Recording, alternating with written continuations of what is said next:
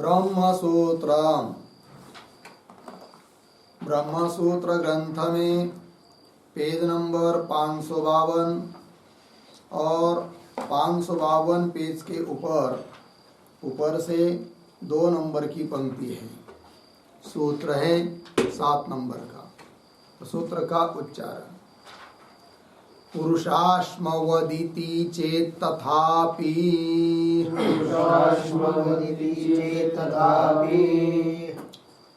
2:2:7। तो बात यह चल रही है कि द्वितीय अध्याय द्वितीय पाद और द्वितीय पाद का यह प्रथम अधिकरण चल रहा है। इस अधिकरण का नाम है रचना अनुपपत्ति अधिकरणम और इस अधिकरण का विचार विषय बताया था कि सांख्यों का सिद्धांत अर्थात अचेतन स्वतंत्र प्रधान ही जगत के लिए कारण है। यह जो सांख्यों का सिद्धांत है उस पर चर्चा चल रही है, जबकि पूर्व पक्षी सांख्याचार्य लोग कहते हैं कि जगत के प्रति अचेतन स्वतंत्र प्रधान ही कारण है, किंतु सिद्धांतियों ने उनका निराकरण कर दिया कि अचेतन प्रधान को जगत के प्रति कारण मानोगे तो रचना की अनुपपत्ति होगी, प्रवृत्ति की अनुपपत्ति होगी इत्यादि करके बहुत सारे हेतुओं के द्वारा निराकरण कर दिया सांख्यों का। अब यह जो 7 नंबर का सूत्र आ रहा है तो उसमें कहेंगे पूर्वार्ध में पूर्व पक्षी और उत्तरार्ध में सिद्धांती। तो पूर्व पक्षी जो सांख्याचार्य लोग हैं वो कहते हैं कि पुरुष यद्यपि असंग है और प्रकृति यद्यपि अचेतन है बराबर, किंतु हो क्या पुरुष की सहायता लेकर जो प्रधान है प्रकृति वो प्रवृत्त हो जाती है। ऐसा हम मानेंगे तो कोई दिक्कत नहीं, किंतु मानेंगे कैसा, तो उसके लिए वो दृष्टांत देकर समझा रहे पूर्व पक्षी। किंतु वह भी पूर्व पक्षी का कहना ठीक नहीं है, इस बात को पुनः बताएंगे सिद्धांती। तो आइए इस सूत्र के बारे में लिख लेते हैं, इस सूत्र का अर्थ वगैरह। तो लिखेंगे सूत्रावतरणम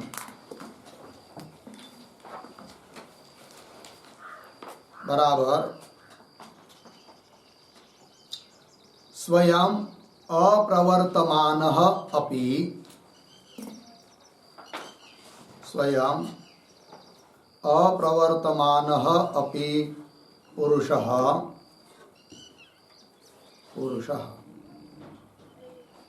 पंगवन्ध दृष्टान्तेन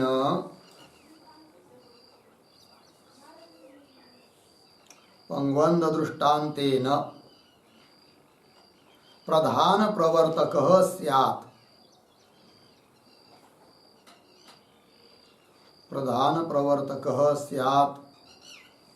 इति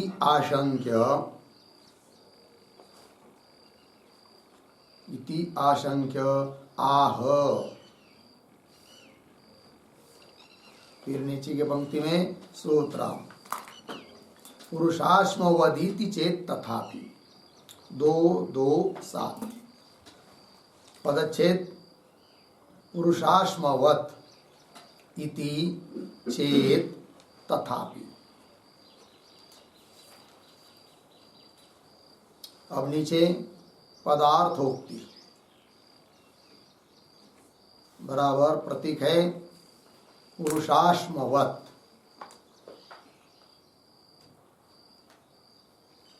बराबर लोके यथा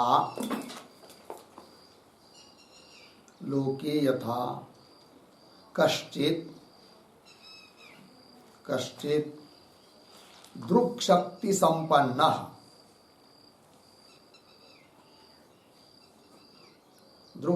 संपन्नः प्रवृत्तिशक्ति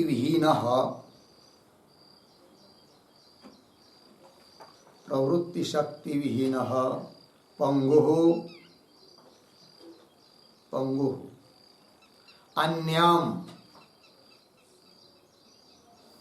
अन्यम प्रवृत्तिशक्तिमन्तं प्रवृत्ति शक्तिमंतम अंधम प्रवर्तयति। अंधम प्रवर्तयति अर्धविराम। यथा वा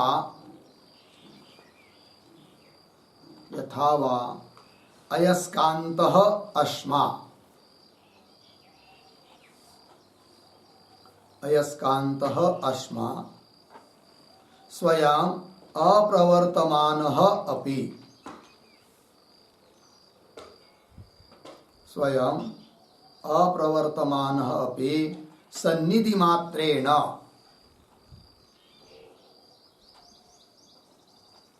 सन्निधि मात्रेण अयः प्रवर्तयति, अयः प्रवर्तयति अर्धविराम। तथा एव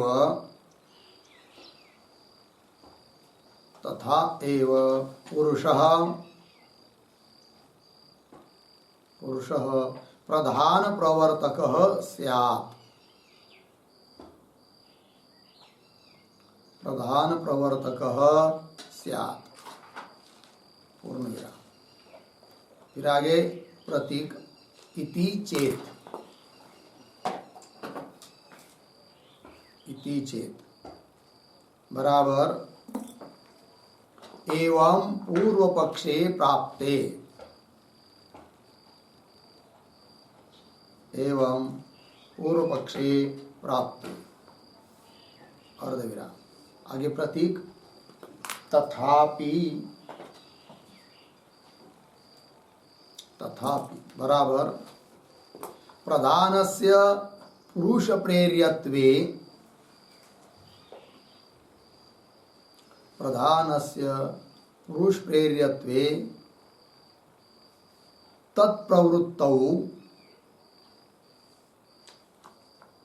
तत्प्रवृत्तौ स्वातंत्र्य अभ्युपगम विरोधः, स्वातंत्र्याभ्युपगम विरोधः अर्धविराम। पुरुषस्य प्रवर्तकत्वे, पुरुषस्य प्रवर्तकत्वे कौटस्थ्य औदासीन्य हानि प्रसंगः, कौटस्थ्य औदासीन्य हानि प्रसंगः च इत्यादि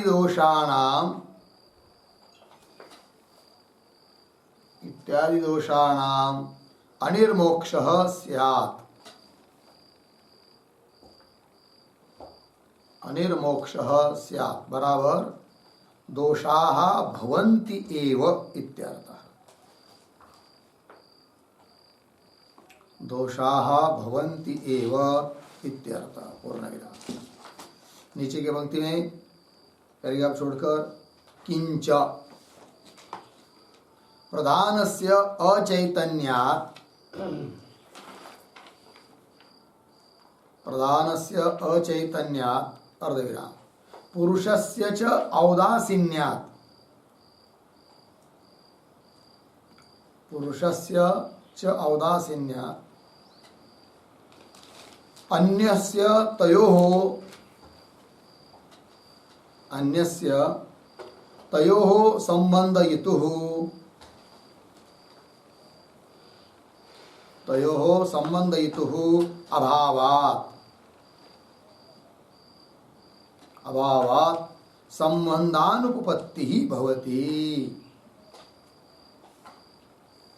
संबंधानुपपत्तिः भवति पूर्णविराम।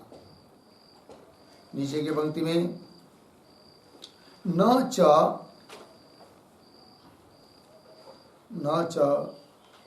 परमात्मनः अपि, परमात्मनः अपि प्रवर्तकत्वे, प्रवर्तकत्वे पूर्वोक्त दोषः स्यात्,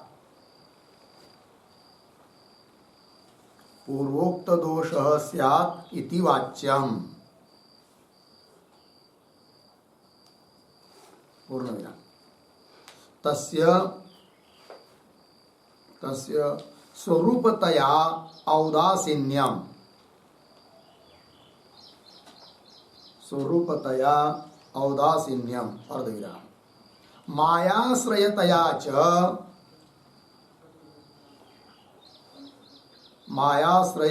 च प्रवर्तकत्वम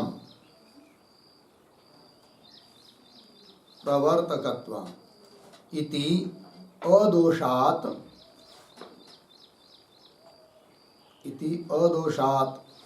परमेश्वरः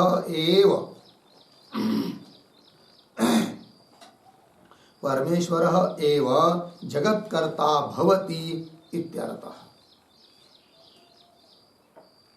जगत्कर्ता भवति इत्यर्थः। ठीक, देखो भाई अर्थ। तो सूत्रावतरण में लिखा है कि स्वयं अप्रवर्तमान अपि पुरुषः, सांख्यों की यह जो पुरुष है वह स्वयं किसी भी कार्य में प्रवृत्त नहीं होता है।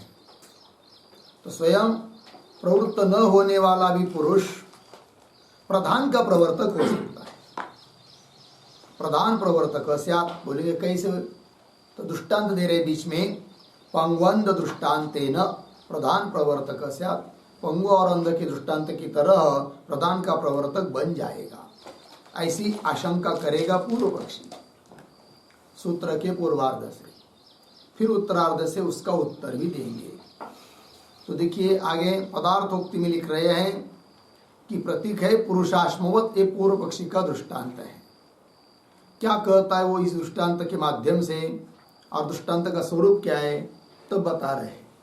लोके अर्थात लोक व्यवहार में, यथा जिस प्रकार कष्टित दृक् शक्ति संपन्न प्रवृत्ति शक्ति भी न पंगु, दो व्यक्ति है, दो व्यक्ति इस प्रकार के, एक है पंगु एक है अंध। पंगु का मतलब होता है जो पैर से चल नहीं सकता अपने आप, जिसको पैर नहीं है किंतु बुद्धि है और आंख है, नेत्र है, देखने की शक्ति उसमें है किंतु चलने की शक्ति नहीं है। तो वही विशेषण उसके लिखा कि लोके यथा कष्टित दृक् शक्ति संपन्न, देखने की शक्ति जिसमें है किंतु प्रवृत्ति शक्ति विहीन, चलने की शक्ति उसमें नहीं है, रहित है। ऐसा जो पंगु वो क्या करता है फिर? तो अन्यम प्रवृत्ति शक्तिमंतम अंधम प्रवर्तयति, और उसके दूसरा एक व्यक्ति था जो चल सकता है, पैर उसके बहुत अच्छे हैं, 10 किलोमीटर भी चलेगा तो कोई दिक्कत नहीं, किंतु उसको दिखता नहीं है, अंधा है, जाएगा कहाँ? अब दो व्यक्ति एक जगह आ गए, दोनों की बातचीत हुई, चर्चा हुई, अरे मैं तो चल सकता हूँ लेकिन कैसा जाए, रास्ता दिखता नहीं हमको, अंधा हूँ। और दूसरा बोलता है मैं तो देख सकता हूँ किंतु चल नहीं सकता क्योंकि मेरे को पैर नहीं है। फिर हम दोनों की यदि मित्रता बन जाएगी तो दोनों का भी काम चल जाएगा। मुझे भी तो इच्छा है आड़स को जाकर वड़ा पाव खाने की, और वो कहता है दूसरा हाँ मुझे भी इच्छा है लेकिन जाए कैसा, हमको रास्ता नहीं दिखता है, तुमको चलने नहीं आता है। फिर दोनों की मित्रता बन गई। फिर क्या कहा उस अंधे ने? कहा कि मैं तुमको मेरे कंधे पर बिठा लेता हूँ। पंगु को बताया तुम हमको रास्ता दिखाना, ऐसा चलो ऐसा चलो ऐसा चलो, और मैं चलता रहूँगा, दोनों का काम बन जाएगा। तो उसी प्रकार उन्होंने किया। उस अंधे व्यक्ति ने उस पंगु व्यक्ति को अपने कंधे पर बिठाया, और वो पंगु जो था चल नहीं सकता लेकिन देखता है, वो दिखाता है चलो सीधा चलो, अब दाएं मोड़ो बाएं मोड़ो, ऐसा करो, गड्ढा आया है थोड़ा सा ऐसा करो, सब बता रहा है बेचारा। कौन? कंधे पर बैठा हुआ पंगु, और उसके निर्देश के अनुसार चल रहा है कौन? अंध व्यक्ति। चलने के लिए मजबूत है, वो टट्टा कट्टा भी है, तो दोनों का काम बन जाता है। उस प्रकार सांख्य कहते हैं कि हमारे यहाँ भी जो प्रधान है वो कैसा है और पुरुष कैसा है? तो पुरुष को दृष्टि तो है क्योंकि वो चेतन है, जान सकता है, किंतु वो कुछ कार्य कर नहीं सकता, वो पंगु है, उदासीन है। और प्रकृति कैसी है?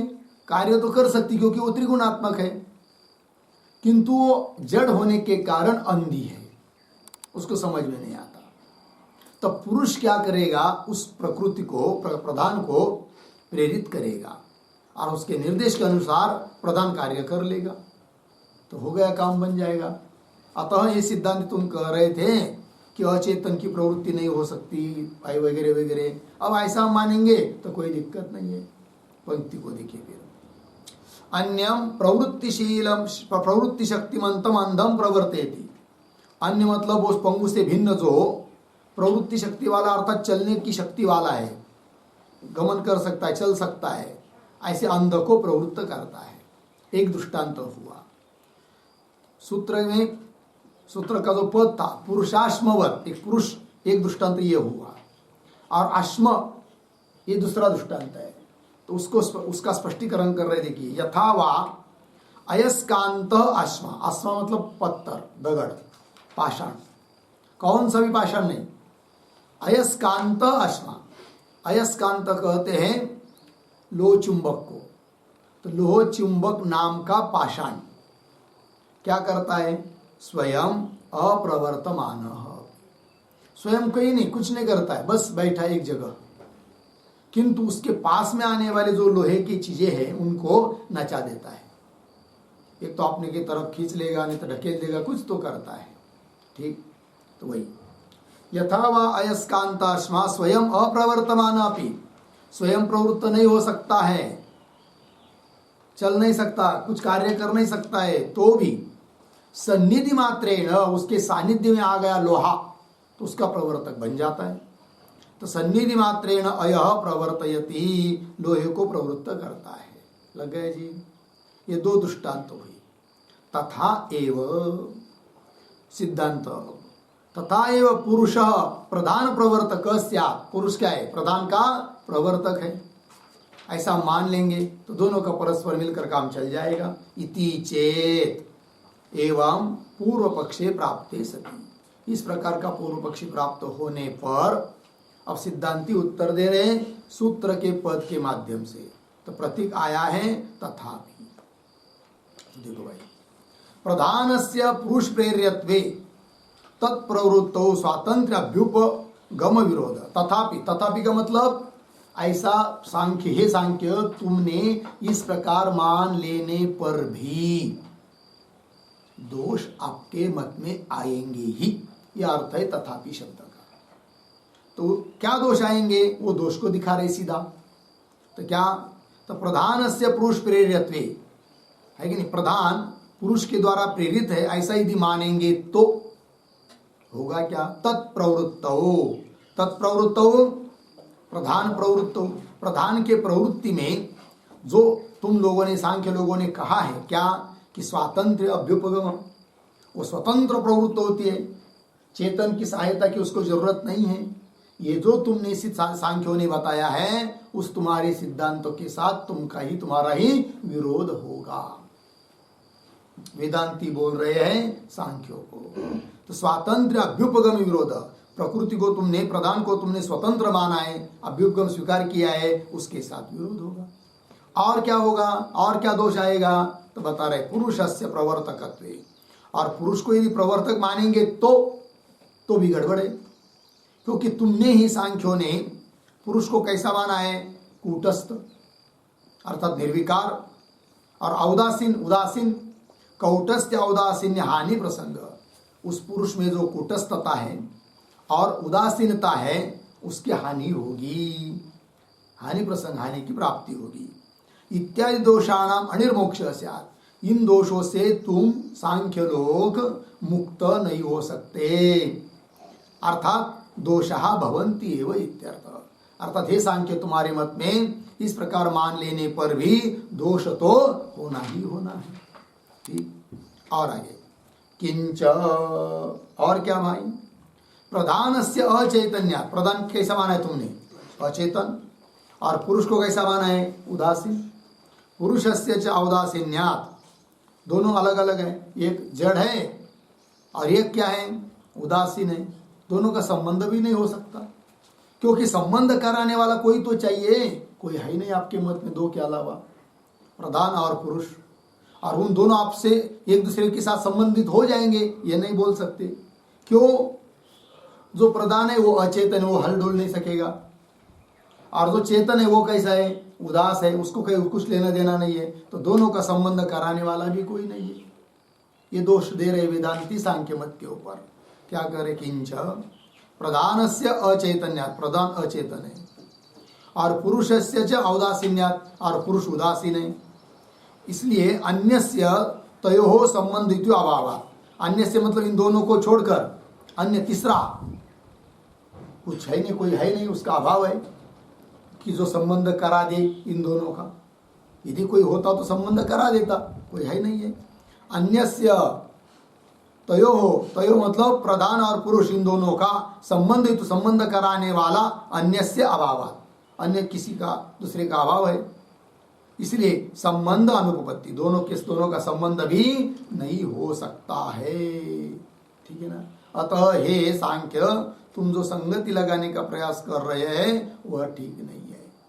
ठीक, कदाचित सांख्य बोलेगा हमारे मत में जैसे तुम दोष देते हो वैसे तुम्हारे मत में भी दोष आएंगे, वेदांति के मत में कैसे आएंगे बता रहा है वो। न च परमात्मनापि प्रवर्तकत्वे, सांख्य बोल रहा है पूर्व पक्षी को, सांख्य बोल रहा है सिद्धांतियों को, हे सिद्धांती तुमने परमात्मा को प्रवर्तक माना कि नहीं, माया का प्रवर्तक परमात्मा को माना, किंतु यह दोष हमारे ऊपर जो तुमने दोष दिया वह दोष तो तुम्हारे मत में भी होगा।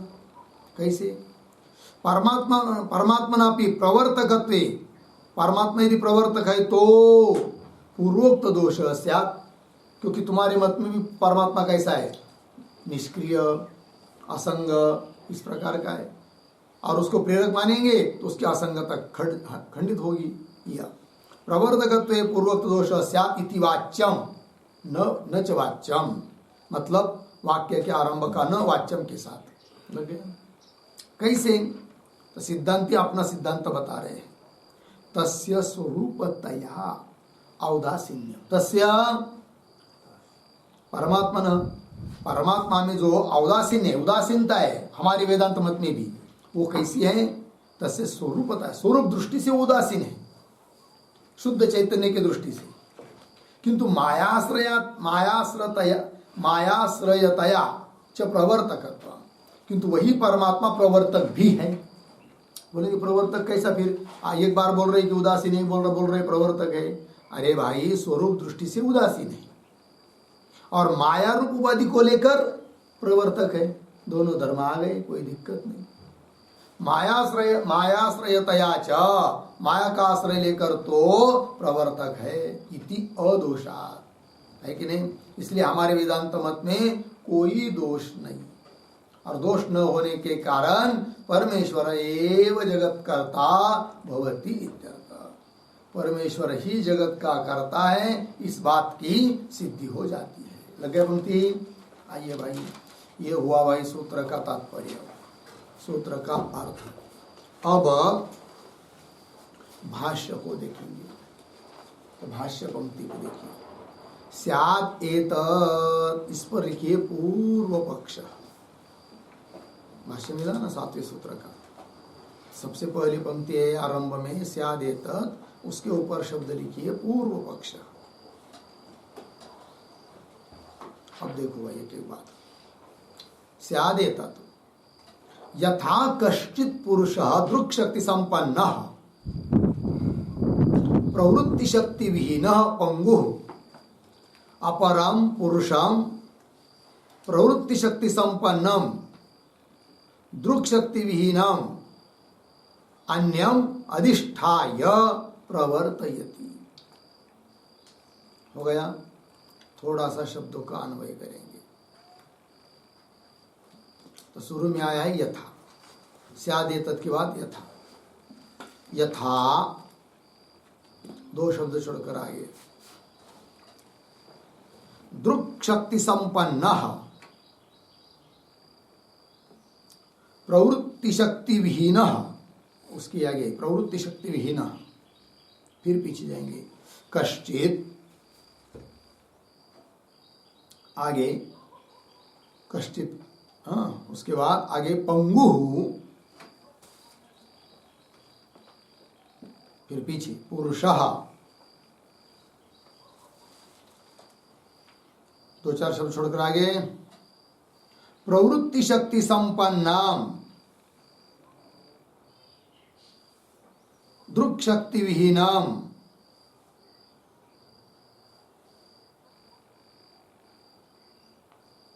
ठीक, फिर पीछे अपरम पुरुषम,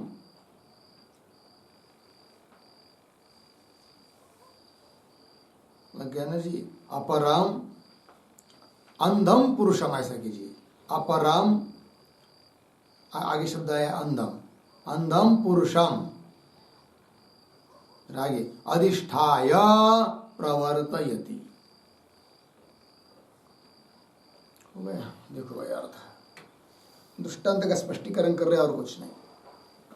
यथा, जिस प्रकार दृक् शक्ति संपन्न कश्चित, दृक् शक्ति संपन्न प्रवृत्ति शक्ति विहीन कश्चित पंगु पुरुष, पंगु पुरुष इसके विशेषण बाकी के, कैसा है वो पंग पुरुष, उसके विशेषण नंबर 1 दृक् शक्ति संपन्न, जिसमें देखने की शक्ति विद्यमान है, और प्रवृत्ति शक्ति विहीन, किंतु ऐसा है वो पंगु व्यक्ति को प्रवृत्ति नहीं कर सकता, अर्थात चल नहीं सकता, गमन रूप क्रिया रूप जो शक्ति है उससे रहित है। कौन?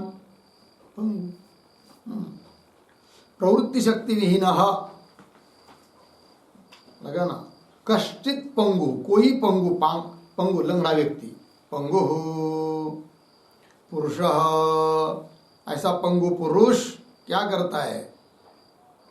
पंगु पुरुष प्रवृत्ति शक्ति संपन्न दृक् शक्ति विहीनम अंधम, अपरम अंधम, ठीक है। तो अंध के भी कुछ विशेषण है। कैसा अंध? प्रवृत्ति शक्ति संपन्न, चलने की शक्ति जिसमें है, किंतु दृक् शक्ति विहीन, देखने की शक्ति जिसमें नहीं है। इस प्रकार का जो अंध व्यक्ति, वह क्या करता है भाई? अपरम, लग गया ना जी, अधिष्ठाय प्रवर्तयते, है कि नहीं? तो अपरम पुरुषम अधिष्ठाय प्रवर्तयति, प्रवृत्त होता है, ठीक है। चलो ध्यान दीजिए, दो व्यक्ति हैं, पंगु और अंध। पंगु कैसा है? दृक् शक्ति से संपन्न है, किंतु प्रवृत्ति शक्ति से रहित है, बराबर चल नहीं सकता। कौन? पंगु। और अंध कैसा है? अंध कैसा है? प्रवृत्ति शक्ति से युक्त है, किंतु दृक् शक्ति से रहित है। ऐसे उस अंध पुरुष का आधार लेकर अधिष्ठाय, उसके कंधे पर बैठकर प्रवर्तयति, कह पंगु प्रवर्तयति, पंगु प्रेरित कर देता है। लगा? चलिए एक दृष्टांत होता आगे।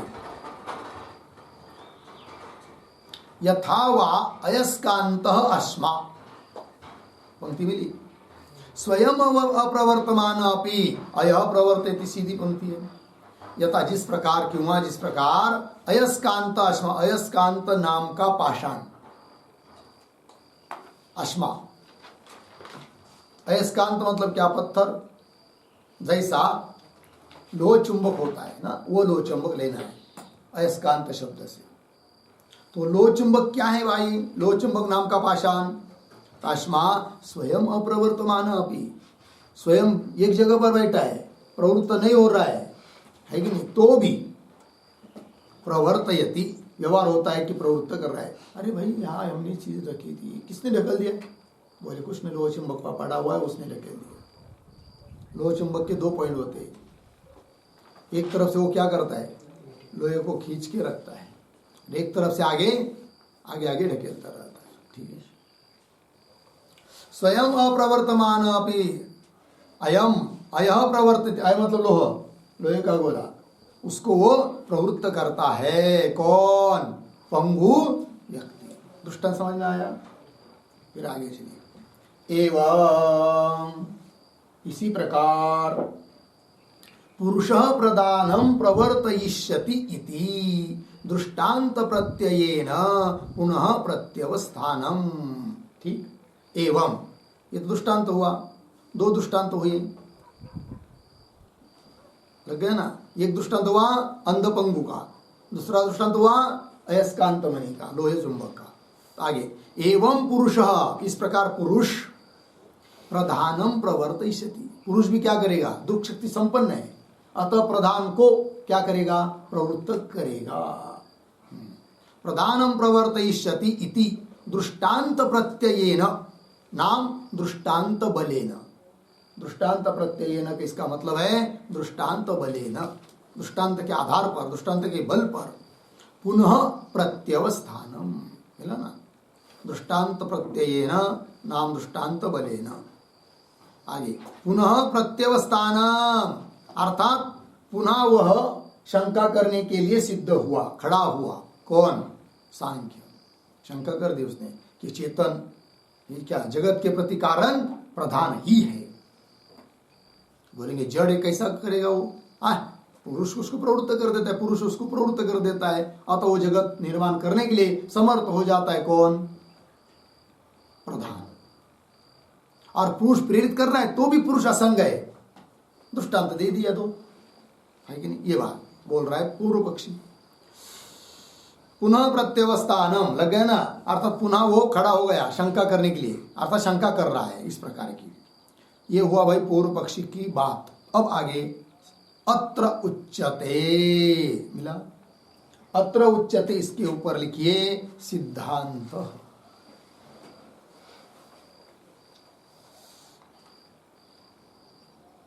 सिद्धांत, ठीक, पंक्ति देखिए भाई।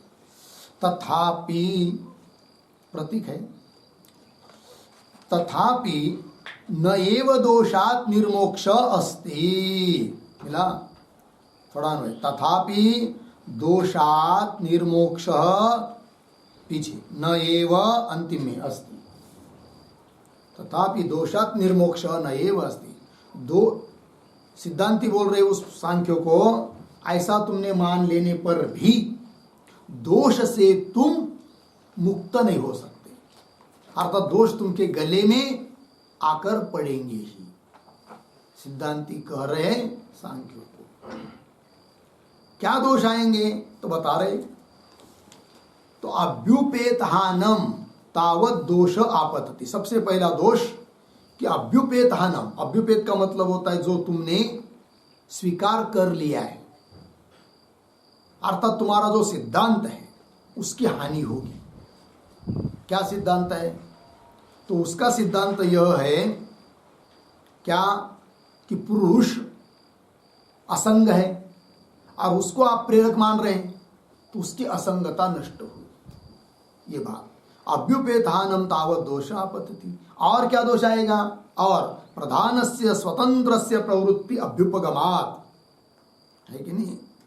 अच्छा, ये भी और दोष क्या, अभ्युपेतानम, अभ्युपेत मतलब प्रधान कैसा है, स्वतंत्र प्रवृत्त होता है। ये सांख्यों का सिद्धांत कि वो चेतन से अनधिष्ठित, चेतन की सहायता न लेकर स्वयं ही जगत को बना देता है। कौन, प्रधान। ये जो तुम्हारा सिद्धांत है ना, उसकी हानि होगी, क्योंकि तुमने अब प्रेरक के रूप में चेतन को माना, तो प्रधान की स्वतंत्रता नष्ट हुई। ये बात अभ्युपेतहानम, जो स्वीकार किया हुआ है तुमने कि प्रधान स्वतंत्र है जगत करने के लिए, इस बात की हानि होगी। अभ्युपेतहानम तावत दोष आपतति, गले में पड़ेगा। क्यों, तो कैसा माना है तुमने, प्रधान से स्वतंत्र से प्रवृत्ति अभ्युपगमात्, प्रधान की स्वतंत्र रूप से प्रवृत्ति तुमने मानी है, स्वीकार की गई है, और उसका बाद हो जाएगा फिर वह तो व्याघात हो जाएगा तुम्हारे मत में। और आगे पुरुषस्य प्रवर्तकत्व अनभ्युपगमात्, और ये भी बात है, पुरुष को तुमने कैसा माना है, अप्रवर्तक माना है, और आप क्या मान रहे हो, प्रवर्तक, तो वो भी दोष आएगा। पुरुषस्य च प्रवर्तकत्व अनभ्युपगमात्, स्वीकार नहीं किया है तुमने, तो वो भी तुमको स्वीकार करना पड़ रहा है। आगे चलिए, तो ये दोष आ रहे सांख्य के मत में। आगे और कथम च उदासीन पुरुष प्रधानम प्रवर्तयेत, मिला। थोड़ा अन्वय, उदासीन पुरुष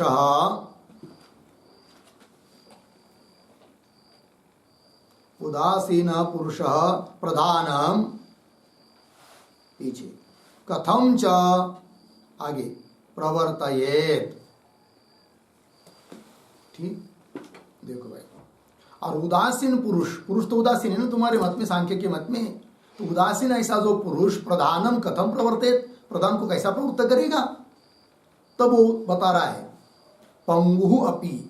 अब उन्होंने दृष्टांत दिया था, बताया था कि पंगु अंध की तरह प्रवृत्त करेगा प्रधान को पुरुष, तब उस पर बोल रहे सिद्धांती कि वो नहीं, वो दृष्टांत भी ठीक नहीं तुम्हारा, दोनों भी दृष्टांत कैसा, देखो पंगु अपि ही अंधम वागादि भी पुरुषम प्रवर्तेति। पंगु व्यक्ति अंध व्यक्ति को, अंध पुरुष को प्रवृत्त करता है, प्रेरित करता है, किंतु प्रेरित करने का उसके पास साधन है। किसके पास? पंगु व्यक्ति के पास। क्या साधन है? वाणी। तो वही करे, पंगु अपि ही अंधम वागादि भी, वाणी के द्वारा मुंह से बोलेगा इधर चलो उधर चलो, इस प्रकार से प्रेरित करेगा पंगु व्यक्ति। वागादि भी पुरुषम प्रवर्तयति न एवं पुरुषस्य कश्चित प्रवर्तन व्यापार अस्ति, किंतु क्या एवं न कान्वय अस्ति के साथ, एवं पुरुषस्य कश्चिदपि प्रवर्तन व्यापार न अस्ति। एवं पंगु के पास जैसा प्रवर्तन का व्यापार करने के लिए वाणी है, उस प्रकार पुरुष के पास कोई भी चीज साधन नहीं है कि जिससे वो प्रधान को प्रेरित कर सके। एवं पुरुषस्य कश्चिदपि, कुछ भी प्रवर्तन व्यापार, प्रवृत्त करने का व्यापार साधन न अस्ति, है नहीं। क्यों नहीं है पुरुष के पास प्रवृत्त करने का साधन? तो उसका उत्तर दे रहे हेतु निष्क्रियत्वात् निर्गुणत्वाच्च। पुरुष कैसा माना है सांख्यों ने? निष्क्रिय और निर्गुण, तो उसमें कुछ नहीं, फिर गुण गान कुछ नहीं है कि जिससे वो प्रेरित कर सके।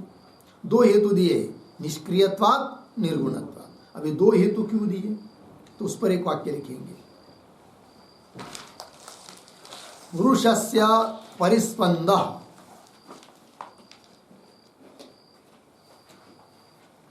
पुरुषस्य परिस्पंदः, कौंस में लिखिए क्रिया, कौंस बंद, आगे प्रयत्न गुणो वा, प्रयत्न गुणो वा नास्ति इति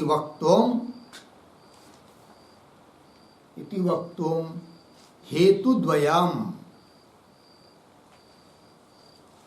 दो हेतु दिए भाई, ध्यान दीजिए। अर्थ पुरुषस्य परिस्पंदः प्रयत्न गुणवान नास्ति, पुरुष में परिस्पंद भी नहीं है, अर्थात क्रिया नहीं है। इस बात को बताने के लिए पहला हेतु निष्क्रियत्वात्, और पुरुष में प्रयत्न नाम का गुण भी नहीं है, इस बात को बताने के लिए दूसरा विशेषण दिया निर्गुणत्वात्।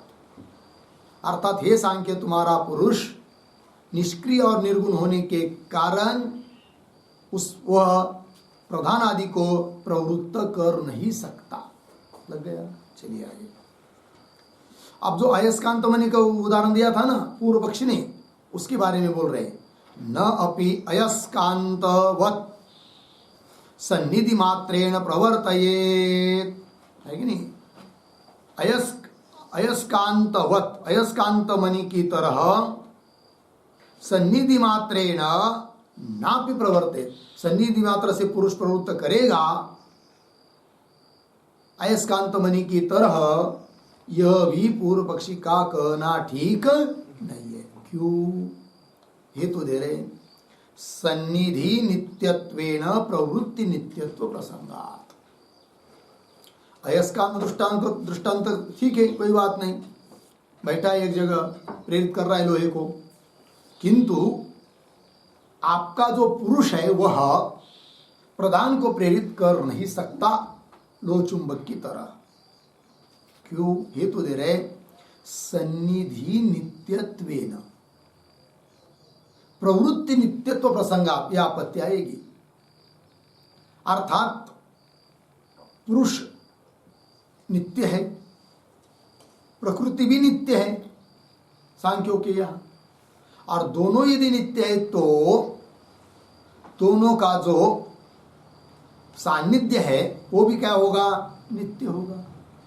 तब तो हमेशा प्रवृत्ति होती रहेगी, और हमेशा प्रवृत्ति होगी तो अनिर्मोक्ष प्रसंग आएगा, मोक्ष नहीं हो पाएगा। ये सब दोष आते हैं। ठीक, पंक्ति देखिए, सन्निधि नित्यत्वेन प्रवृत्ति नित्यत्व प्रसंगात, फिर दोनों की प्रवृत्ति भी क्या होगी, नित्य होगी, तब क्या होगा, मोक्ष नहीं होगा। ये बात, तो ये जो पद आया यहां पर सन्निधि नित्यत्वेन, उस पर लिखते एक वाक्य, प्रधान पुरुषयोः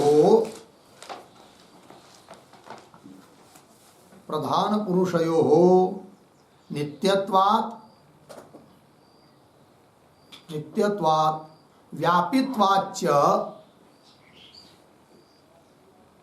व्यापित्वाच्च नित्यः सन्निधिः इत्यर्थः। नित्यः सन्निधिः इत्यर्थः। ठीक, देखो भाई, प्रधान पुरुषयो नित्यत्वात्, प्रधान भी नित्य है, पुरुष भी नित्य है, बरोबर, सांख्य किया, और दोनों व्यापक है और दोनों नित्य है, तब उनका सानिध्य भी कैसा होगा, नित्य होगा। और दोनों की सन्निधि नित्य होगी तो हमेशा प्रवृत्ति फिर होगी ही, कभी रुकेगी नहीं, तो मोक्ष नहीं हो पाएगा। ये दोष आता है। सन्निधि नित्यत्वेन प्रवृत्ति नित्यत्व प्रसंग लग गया। आगे चलिए, और जो अयस्कांत का दृष्टांत दिया था ना, तो उस पर बोल रहे आप, अयस्कान्तस्य तु अनित्य सन्निधे अस्ति स्वव्यापारः सन्निधि। ठीक, अयस्कांत के बारे में तो क्या, अयस्कान्तस्य तु अनित्य सन्निधे, अयस्कांत की संधि कैसी है, अनित्य, क्योंकि अयस्कांत मणि अनित्य है, लोहा अनित्य है, दोनों की सन्निधि भी अनित्य है। ठीक, तो अयस्कान्तस्य तु अनित्य सन्निधे, अनित्य संधि होने के कारण स्वव्यापार सन्निधि, उसका जो अपना व्यापार है वो कौन सा है, सन्निधि, वो भी कैसा है, अनित्य है। ये उसका मतलब, पंक्ति लिखिए ना, अयस्कान्तस्य तु अनित्य सन्निधेः अस्ति स्वव्यापार सन्निधि अनित्य, अनित्य पद को पुनः इधर ले आना है। ठीक है ना, तो उनका जो अपना व्यापार है सन्निधि, अयस्कांत और लोहे का, वो सन्निधि भी कैसी है, वो अनित्य है, तो वहां कोई दिक्कत नहीं। किंतु तो भी अयस्कांत मणि का दृष्टांत उचित नहीं है, ये सिद्धांति आप कह रहे हैं। बोलेंगे क्यों, तो पंक्ति दे रहे हैं, परिमार्जनादि अपेक्षा च अस्य अस्ति इति अनुपन्यासः पुरुषाश्मवत् इति। ठीक है, थोड़ा अन्वय, अस्य बीच में आया है, अस्य पीछे, च फिर शुरू में, परिमार्जनादि अपेक्षा, आगे अस्ति इति अनुपन्यासः पुरुषाश्मवत् इति। क्यों, अस्ति के बाद अस्ति इति पुरुषाश्मवत् इति अनुपन्यास लग गया। अर्थ देखो भाई,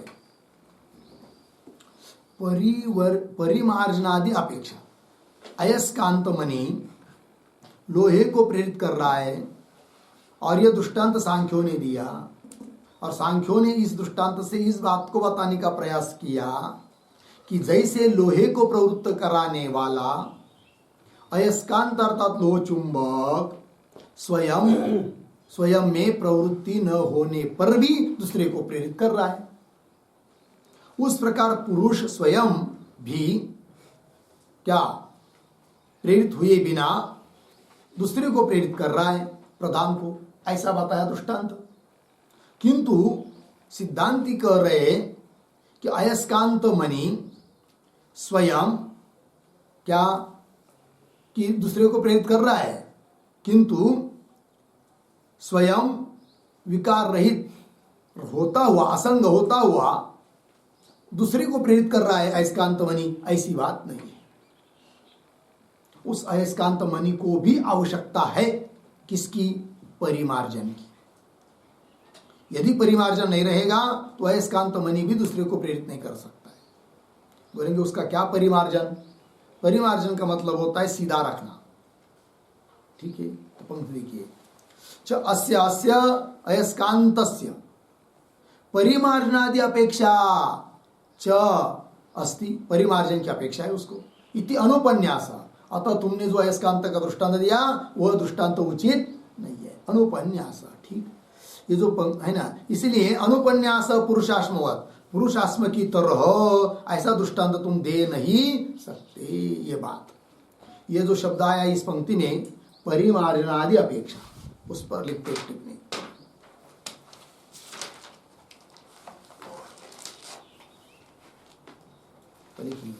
अश्मनः तो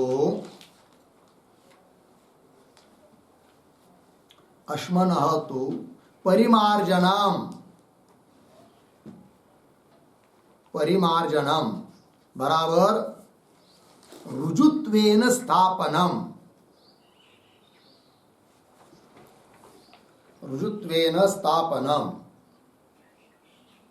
अनित्य सन्निधि च, अनित्य सन्निधि च इति व्यापारः अस्ति, इति व्यापारः अस्ति। ठीक, देखो भाई, तो अयस्कांत मणि है, उसमें परिमार्जन की अपेक्षा है। परिमार्जन का मतलब रुजुत्वेन स्थापनम, सरल रूप से उसको रखना, ठीक ठाक रखना, ये उसका परिमार्जन करना पड़ता है।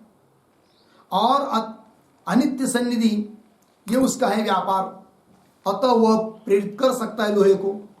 उस प्रकार पुरुष में तो कोई व्यापार है नहीं, सन्निधि मान नहीं सकते। ठीक, क्योंकि सन्निधि के लेकर प्रवृत्त करेगा पुरुष प्रधान को, तो सन्निधि तो नित्य है उनकी, तो हमेशा फिर जगत होता रहेगा, ये सब दिक्कत आती है।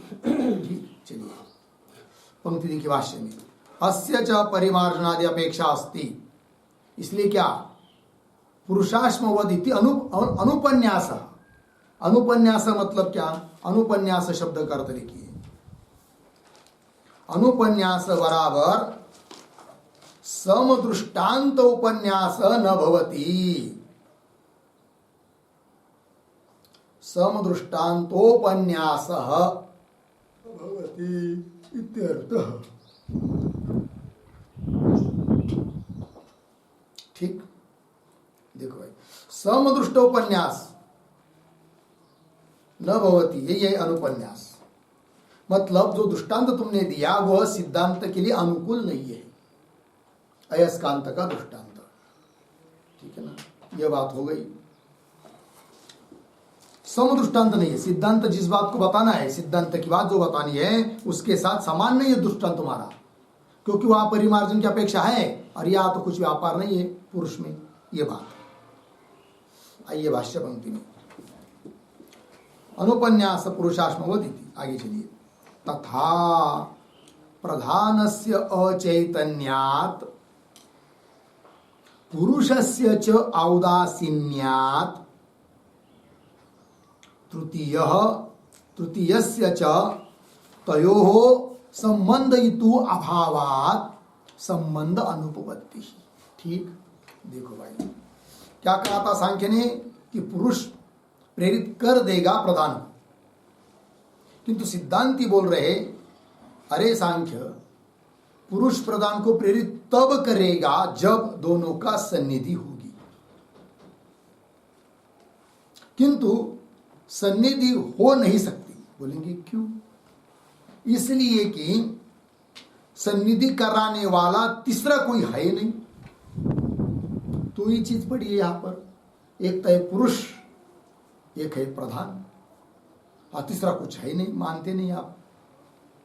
और तीसरा कोई न होने से दोनों की सन्निधि कैसी होगी फिर? तो बोलेंगे आपसे आप दोनों कर लेंगे सन्निधि, बोलेंगे नहीं कर सकते। क्यों? वो दोनों का वैशिष्ट्य यह है कि दोनों में से जो पहला है प्रधान, वो अचेतन है, हिल डुल नहीं सकता, पुरुष के पास जा नहीं सकता सन्निधि करने के लिए। बोलेंगे ठीक है, प्रधान नहीं जाएगा पुरुष के पास, पुरुष तो आएगा ना प्रधान के पास। तो बोलते नहीं आएगा पुरुष भी, क्योंकि पुरुष कैसा है? उदासीन है, उसको कुछ किसी के साथ लेना देना नहीं है, कुछ नहीं उसको मालूम। तो वो तो उदासीन होने से प्रधान के पास नहीं आएगा। प्रधान पुरुष के पास नहीं जा सकता क्योंकि स्वयं अचेतन है। लग गया ना? अतः दोनों की सन्निधि नहीं होगी, कैसा प्रेरित करेगा पुरुष प्रकृति को, प्रधान को? वही पंक्ति देखिए, तथा प्रधानस्य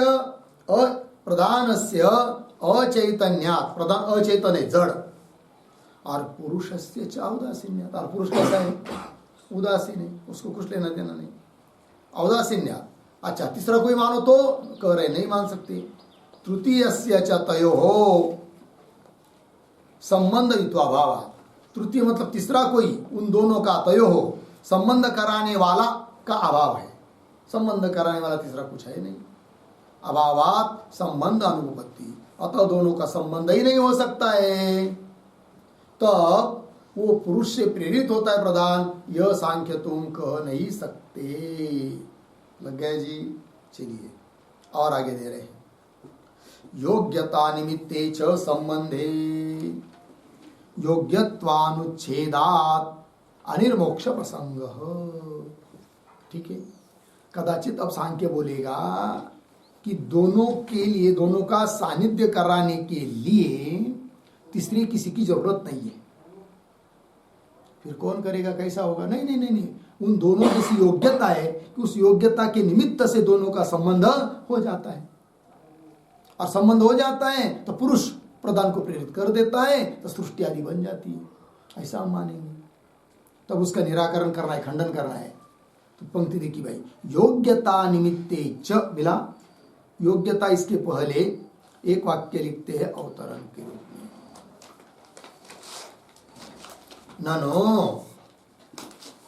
ननो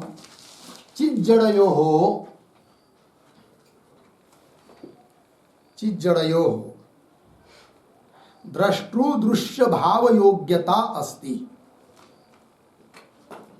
द्रष्टृदृश्य भाव योग्यता अस्ति, अर्धेरा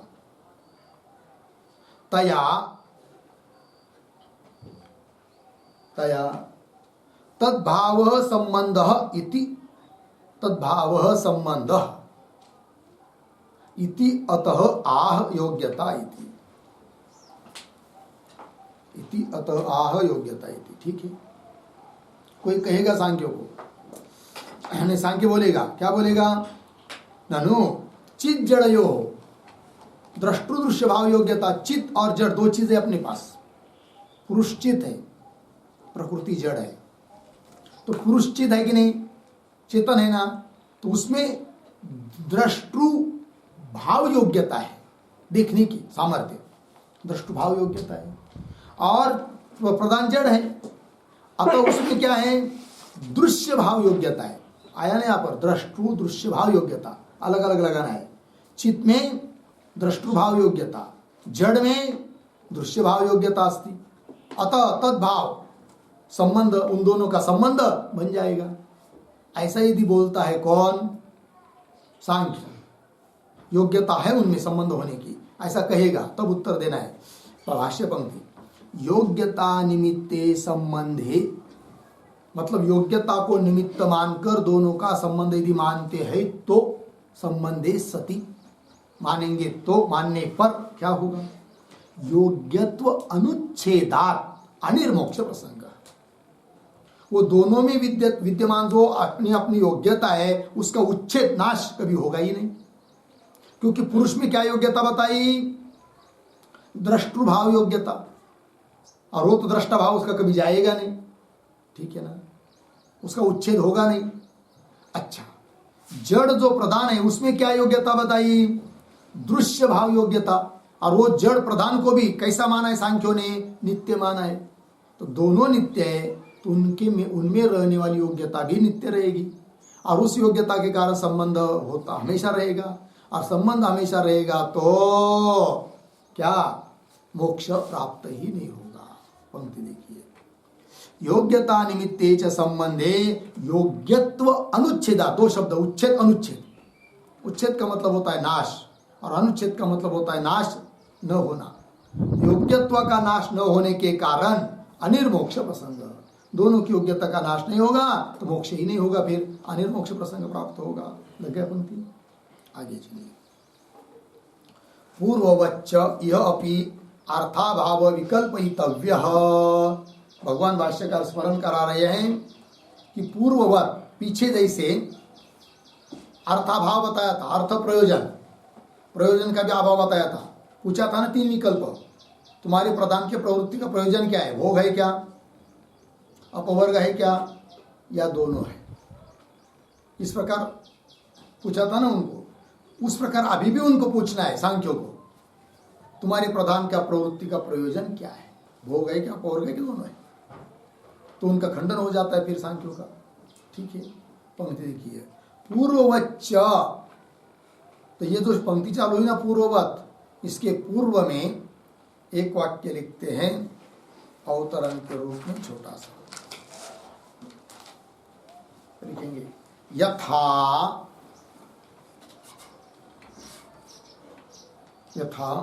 स्वतंत्र प्रधान प्रवृत्ति पक्ष, स्वतंत्र प्रधान प्रवृत्ति पक्ष भोग अपवर्ग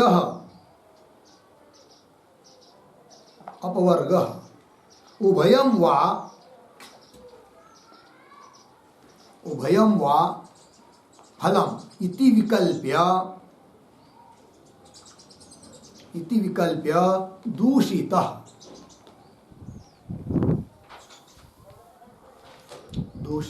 अर्धविराम एवं पुरुषाधीन प्रधान प्रवृत्ति पक्ष,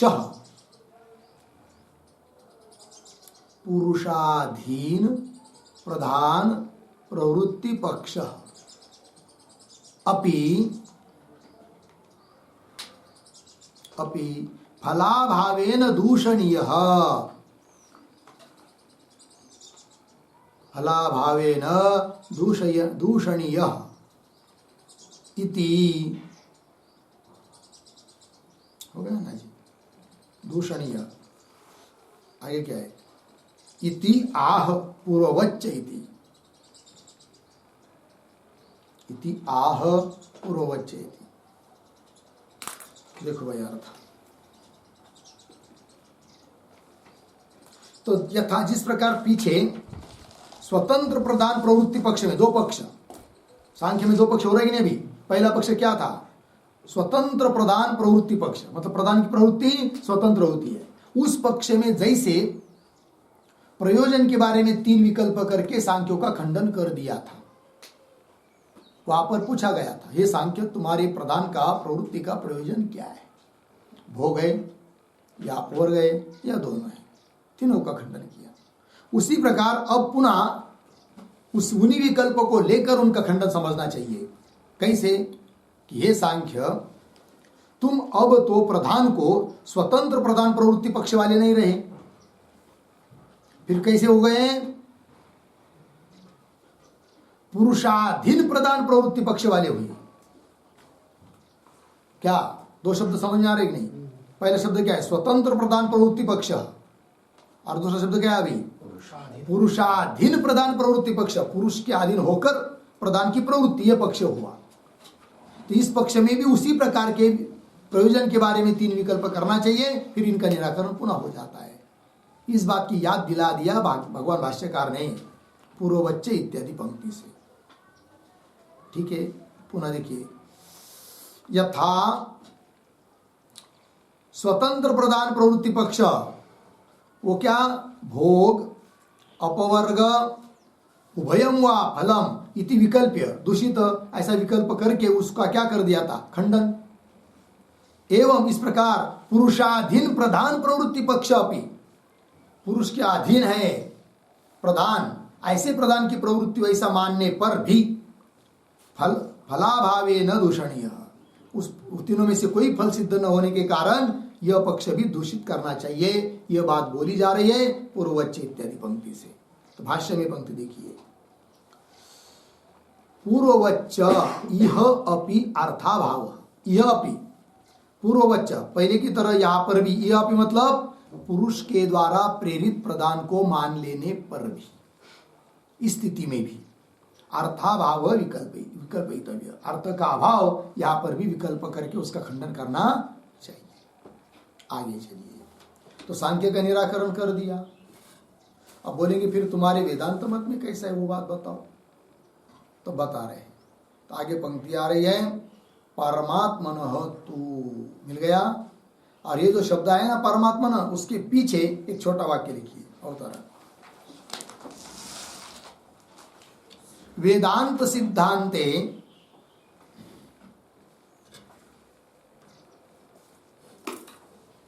वेदांत सिद्धांते उदासीनस्य परमात्मनः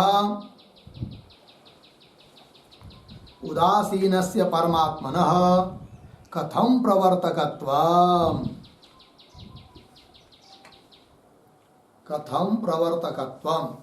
इति आशंक्य आह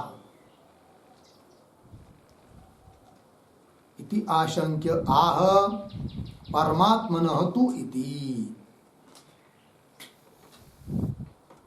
देखो भाई अर्थ, वेदांत सिद्धांत में भी परमात्मा कैसा है? उदासीन, पाप पुण्य से निर्लेप।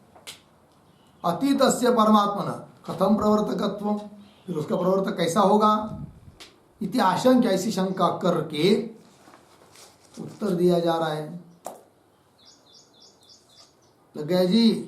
इति आशंक्य आह परमात्मा। देखो भाई कहाँ चल रहा है? पूर्वच्च यह अपि अर्थाभाव विकल्पितव्य। आगे क्या है? परमात्मनः तु। तो परमात्मनः तु इत्यादि पंक्ति के पहले एक वाक्य लिखते हैं। हुआ ना ये सब? पूर्वच्च यह अपि अर्थाभाव, ये हो गया। हाँ, परमात्मनः तु, वेदांत सिद्धांत में भी पुरुष कैसा है? उदासीन है कि नहीं? और उदासीन परमात्मा में भी कैसा प्रवर्तकत्व होगा? इस प्रकार सांख्य क्या करेगा? शंका। ऐसी यदि शंका करता है सांख्य, तो उसका उत्तर दे रहे सिद्धांती परमात्मनः तु इत्यादि पंक्ति के द्वारा। भाष्य पंक्ति में देखिए, परमात्मनः तु स्वरूप व्यापाश्रयम औदासीन्यम और माया व्यापाश्रयम च प्रवर्तकत्वम इति अस्ति अतिशय विशेष। सांख्यों की अपेक्षा वेदांत मत में विशेष है। क्या विशेष है? तो परमात्मा तो स्वरूप व्यापाश्रयम, परमात्मा कैसा है? उदासीन है, किंतु स्वरूप दृष्टि से। व्यापाश्रय आश्रय, स्वरूप का आश्रय करके उपाधि रहित स्वरूप को देखेंगे तो वो उदासीन है। परमात्मा तो स्वरूप व्यापाश्रयम औदासीन्यम, और माया व्यापाश्रयम, माया को लेकर बोलेंगे, माया का आश्रय करके विचार करेंगे तो प्रवर्तक तो उसी परमात्मा में। अर्थात एक ही परमात्मा माया के निमित्त से प्रवर्तक है, और माया को हटाकर केवल स्वरूप दृष्टि से देखेंगे तो उदासीन है। अतः वेदांत मत में कोई दिक्कत नहीं आती है, किंतु सांख्य मत में दिक्कत आती है कि नहीं? क्योंकि सांख्य मत में प्रधान स्वतंत्र है, अलग है। पुरुष का उसका कोई संबंध नहीं, उपाधि नहीं है वो उसकी। लग गया कि नहीं? यह है। तो क्या विशेष अंतर है? तो इस पर एक टिप्पणी लिख लेते हैं हम लोग इस वाक्य के आधार पर। लेकिन सांख्य मते उभयम कौंस में लिखिए, उदासीनत्वम अर्धविराम प्रवर्तकत्वम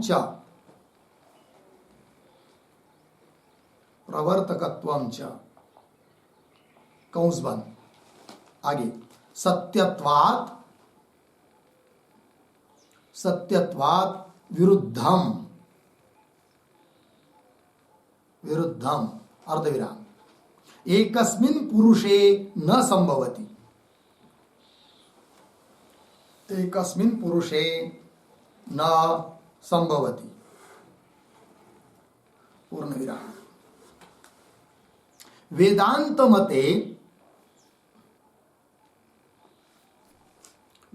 मते कल्पित अकल्पितयोः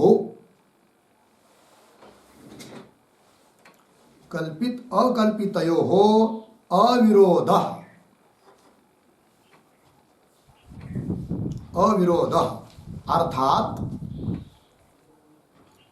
अर्थात सिद्धांते परमात्मनः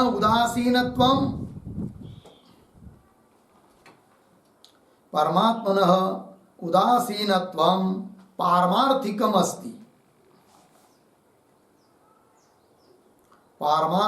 अस्ति। पूर्णविराम। आगे प्रवर्तकत्वं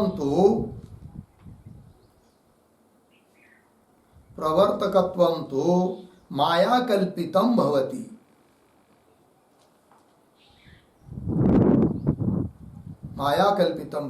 पूर्णविराम। अतः अविरोधात् एकस्मिन् परमात्मनि संभवति।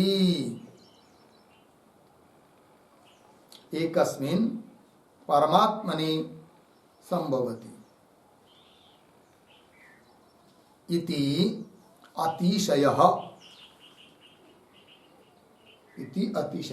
बराबर विशेषः अस्ति। ठीक है ना। आगे पूर्णविराम। सांख्याभिमत पुरुषात्